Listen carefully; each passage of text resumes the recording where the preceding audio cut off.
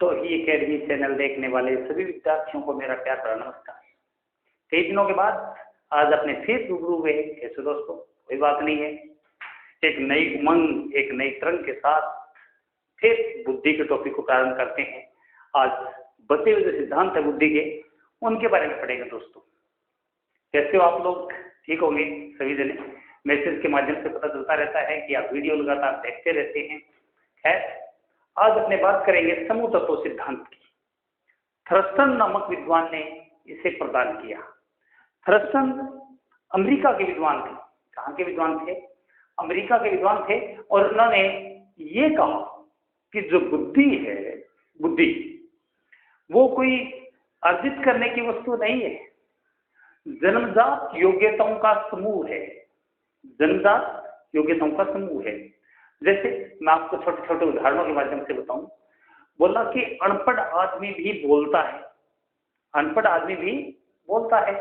दूसरी बात, अनपढ़ आदमी हंसता भी है, वस्तुओं को भी बनाता है, हल भी चलाता है। ठीक है, वो हर प्रकार की क्रियाएं करता है। जोड़ घटाओ यानी कि उसको वैसे तो नहीं आता, लेकिन मौखिक तौर से वो जोड़ घटाओ। कई बार जो अनपढ़ आदमी होता है जोड़ घटाओ बड़ा जल्दी कर देते हैं, हिसाब किताब भी बहुत ही जबरदस्त तरीके से कर देते हैं।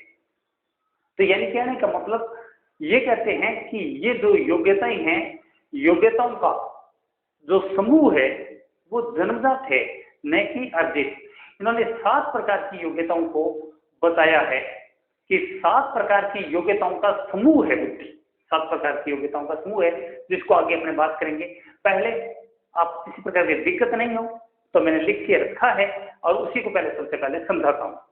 तो बुद्धि के सिद्धांत, समूह तत्व सिद्धांत दिया इन्होंने। कौन सा सिद्धांत दिया? समूह तत्व सिद्धांत दिया, जिसको प्राथमिक योग्यताओं का सिद्धांत भी कहते हैं। क्या कहते हैं? प्राथमिक योग्यताओं का सिद्धांत भी कहते हैं। कई विद्वानों ने, आपको पता है, एस योग्यता और प्राइमरी योग्यताओं के बारे में बताया है। प्राइमरी योग्यताएं का मतलब ये होता है जो जन्मजात लेकर आते हैं। इनको जी फैक्टर भी कहा है, प्राइमरी को जी फैक्टर भी कहा है। एस का मतलब स्पेशल एबिलिटी। और यहाँ पर इन्होंने कहा है प्राथमिक योग्यता, यानी कि जो जन्मजात है, जनरल। इसको मात्रात्मक विधि भी कहते हैं। क्या बोलते हैं? मात्रात्मक विधि क्यों कहते हैं दोस्तों? इन्होंने ये कहा थोड़ी थोड़ी मात्राओं के माध्यम से जो उनका आपस में सहसंबंध होता है बुद्धि का, जिस प्रकार हिस्ट्री का ज्योग्राफी के साथ संबंध है, उसी प्रकार बुद्धि की एक योग्यता का दूसरी योग्यता से संबंध है। हालांकि प्रत्येक योग्यता का अपने आप का एक इंडिविजुअल एक्सटेंड होता है, लेकिन ये कहता है धीरे धीरे, क्योंकि ये जो सिद्धांत एक दिन में नहीं बना। दूसरे विद्वानों की थ्योरी को पढ़ा, उसके बाद में एक लंबी प्रक्रिया के बीच के अंदर। हालांकि प्रारंभ में इन्होंने यही कहा कि प्रत्येक जो कारक है, 7 कारक बताए, प्रत्येक कारक का सहसंबंध नहीं होता, लेकिन उसके बाद में इन्होंने ये स्वीकार कर लिया कि आपस में इनका सहसंबंध होता है। क्या होता है? सहसंबंध होता है। तो अपने पढ़ते हैं। इन्होंने ग्रुप फैक्टर थ्योरी दिया। क्या दिया? ग्रुप फैक्टर थ्योरी दिया और 1938 के अंदर ये सिद्धांत प्रदान किया। और थ्रस्टन विद्वान कहाँ के थे? यूएसए के विद्वान थे। यह कारक विश्लेषण के प्राप्त तथ्यों पर आधारित है। अब कई दोस्तों को यह पता नहीं है कारक विश्लेषण क्या होता है। दोस्तों, कारक विश्लेषण का मतलब होता है किसी एक योग्यता का विश्लेषण करना। जैसे जो शिक्षा है, शिक्षों के अंदर शब्द हैं, शब्द कोई पढ़ने से नहीं आते, वो तो जो प्रकृति में, वातावरण में हमारे आसपास है, उनसे हम अपने आप ही जन्मजात होते हैं, लेकिन सुसुप्त अवस्था में फिर उसके बाद में वो उभारे जाते हैं, वो होते हैं कारक। और ये कारक विश्लेषण से जो परिणाम आए उनके ऊपर आधारित ये सिद्धांत इन्होंने प्रदान किया। थ्रस्टन ने बताया कि बुद्धि सिर्फ 2 कारकों पर ही आधारित नहीं होती। 2 कारक का मतलब क्या होता है? एक जन्मजात कारक और दूसरा कारक कौन सा है? अर्जित कारक। इन पर ही आधारित नहीं होती, ये कई कारणों पर निर्भर करती है, कई कारणों पर निर्भर करती है। लास्ट में जाके इन्होंने माना, और इन्होंने ये माना कि जनरल जो फैक्टर है, जनरल फैक्टर है, उसी के ऊपर ही बुद्धि काम करती है। और ये 7 प्रकार की योग्यताएं हैं। इन्होंने योग्यताओं को सीमित कर दिया, बुद्धि को एक निश्चित सीमाओं में बांध दिया। इसीलिए दूसरे विद्वानों ने इनकी आलोचना की। इन्होंने कहा मानसिक क्रियाओं का एक सामान्य प्रधान कारक होता है, मानसिक क्रियाओं का सामान्य प्रधान कारक, यही वो जो जन्मजात होता है, सामान्य प्रधान कारक होता है जो सभी मानसिक प्रक्रियाओं को एक सूत्र में बांधे रखता है, बांधे रखता है। सहज संबंध कह सकते हैं, सहज संबंध के माध्यम से ये सामान्य योग्यताएं हैं उनको बांधे रखता है। ठीक है, किसने दिया? थर्स्टन, काफी विद्वान है अमेरिका के, और 1938 में सिद्धांत दिया। इन्होंने जो मटरमाला बनाई, एक तरह से योग्यताओं को जो बताया, जो 7 योग्यताओं, उनको अभी मैं बताने जा रहा हूं। एक बार आप इसका स्क्रीनशॉट ले लें।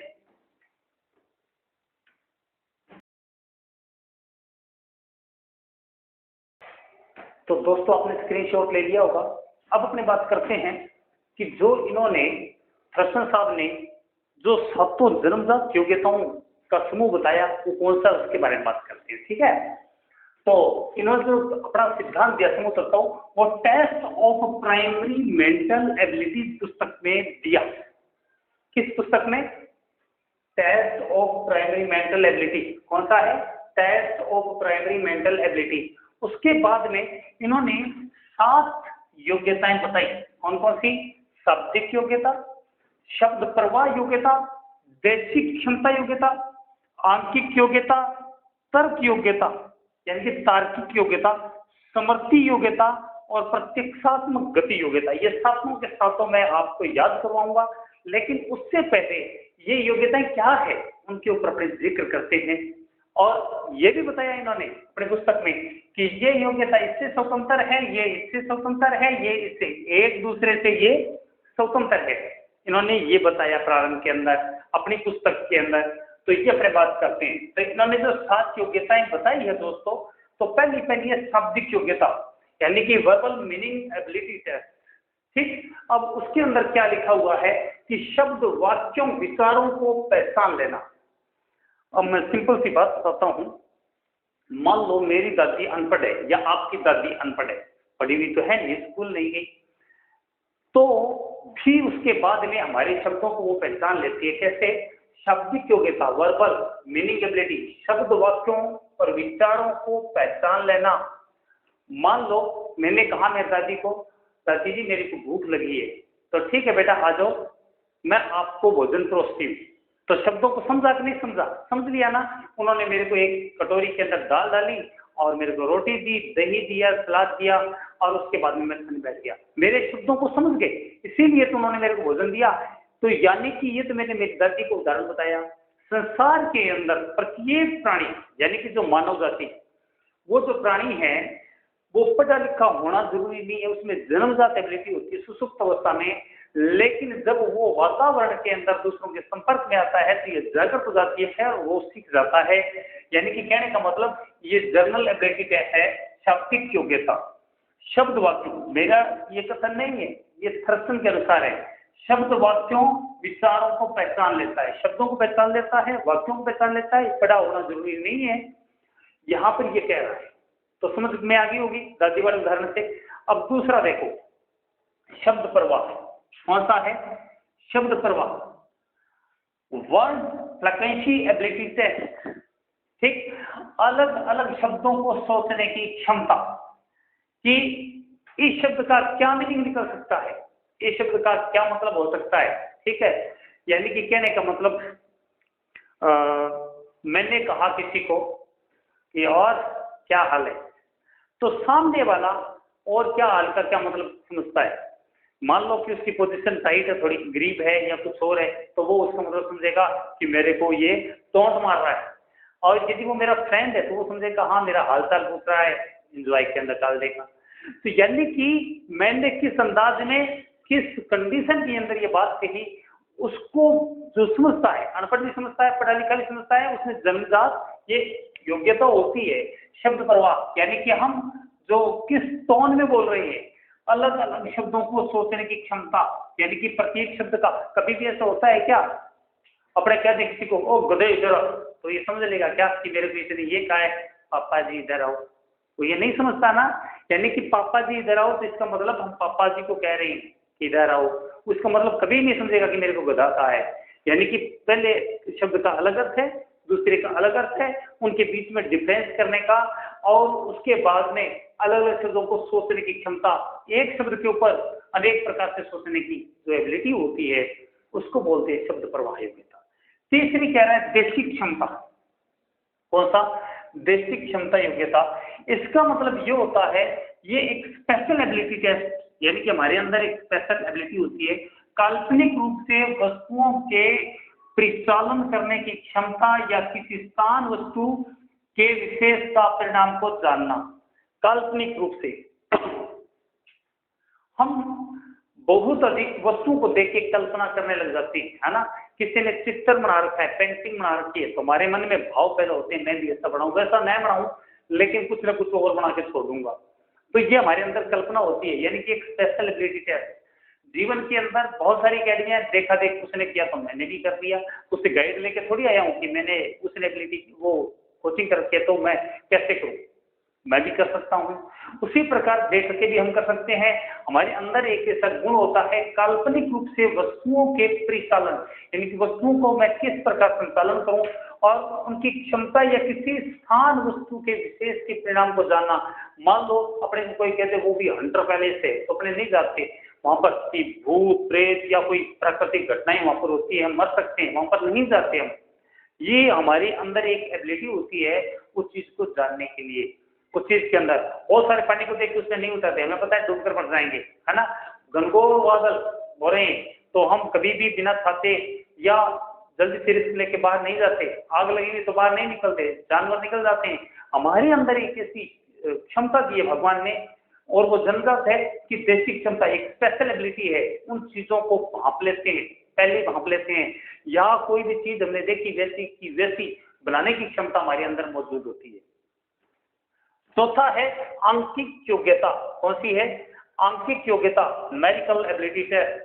तो यानी कहने का मतलब यहाँ पर ये है कि कोई भी आदमी अनपढ़ हो बहुत जल्दी हिसाब किताब लगा लेता है, जोड़ घटाव कर लेता है, उसको लाभ हुआ हानि हुआ, कोई भी धोखा नहीं खाता, घाटा नहीं खाता।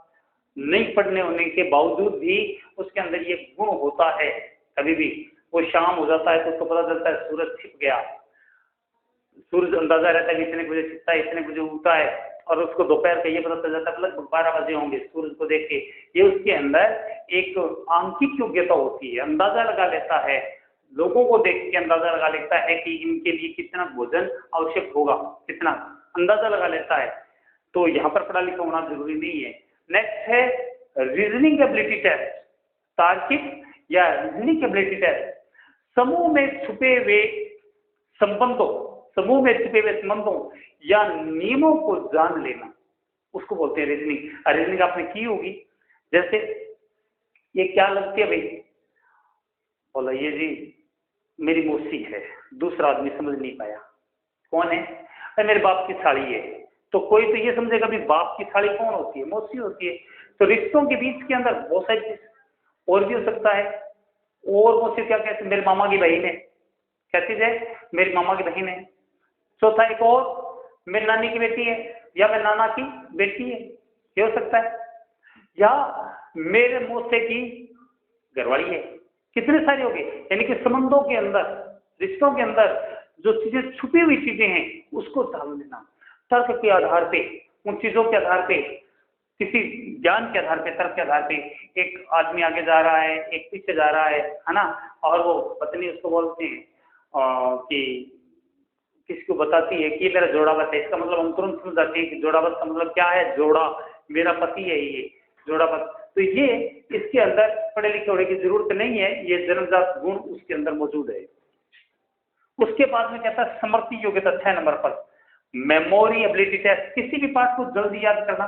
क्योंकि यदि हमारे अंदर ये गुण ना होता, हम पढ़ लेते लेकिन उसको स्टोरेज रखने का गुण ना होता, भगवान न देता, हमारे अंदर कोई ऐसा कार्ड ना होता तो हम उसको याद कैसे रख पाते।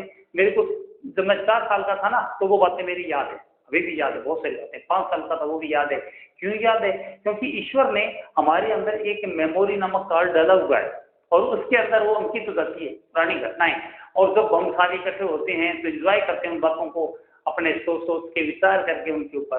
तो ये स्मृति योग्यता है। ठीक, उसके बाद में स्मृति योग्यता के आधार पर हम दूसरों के जानते हैं कि उस आदमी ने मेरे साथ उस समय मिसबिहेव किया था तो ये आदमी अच्छा नहीं, अपने साथ रिश्ते नहीं बनाएंगे। ये स्मृति योग्यता के ऊपर निर्भर करता है। नेक्स्ट है प्रत्यक्षात्मक गति योग्यता। तो यहाँ पर क्या चीज है, प्रत्यक्षात्मक गति योग्यता, किसी भी घटना, किसी भी यानी कि प्रिंसिपल एबिलिटी टेस्ट, यानी कि कोई भी घटना हो उस घटना को कितना जल्दी हम जज कर पाएंगे और उसका आंकलन करके और दूसरे को बताया। मान लो कि हमने कहा भी एक एक्सीडेंट हुआ आज वहां पर और 5 लोग मर गए, हम क्यों सोचते हैं 5 लोग मर गए तो 5 परिवार उजड़ गए। हमने आंकलन करके गया तो दोनों ट्रकों का बहुत भारी नुकसान हुआ है। हम अपने तुरंत, अभी आर्मेनिया का अजरबैजान का युद्ध चल रहा है, कितने सारे लोग मरे, दोनों देशों की जीडीपी गिर गई ना, उसका प्रभाव आसपास वाले देशों पर पड़ा। हम तुरंत आंकलन कर लेते हैं और ये मीडिया कर्मी आंकलन करके और हमें बताते हैं ना। ये क्या चीज है, प्रत्यक्षात्मक गति, प्रिंसिपल स्पीड एबिलिटी टेस्ट। तो यानी कि ये क्या चीज है, ये भी हमारे अंदर एक जन्मजात योग्यता है। तो 7 योग्यताएं हैं, उसके आधार पे थ्रस्टन ने कहा कि जो व्यक्ति है वो भावी रणनीतियां तय करता है और प्रत्येक एबिलिटी दूसरे से स्वतंत्र है।